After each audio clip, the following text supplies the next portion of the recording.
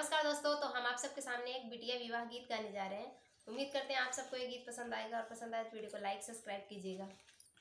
ओने कोने आजी रोई सुबावाऊ आजा रोई सुबावाऊ आजा रोई आजा नदिया बहाई अपरंपार खबर कैसे लेवा आजा नदिया बहाई अपरंपार खबर कैसे लेवा कहे घबरानु बेटी कहे घबरानु बेटी बेटी नदिया में नैया चलवाइब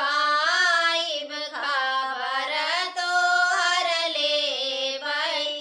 बेटी नदिया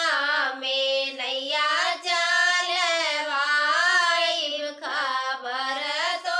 हर लेवई ओने कोने मम्मी रोई शोभावाऊ पापा रोई शोभावाऊ पापा रोई पापा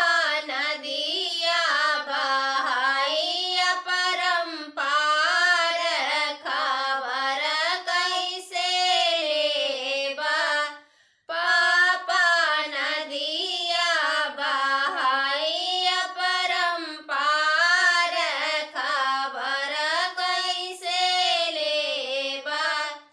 काहे घबरानु बेटी काहे घबरानु बेटी बेटी नदिया में नैया चलवाइब खबर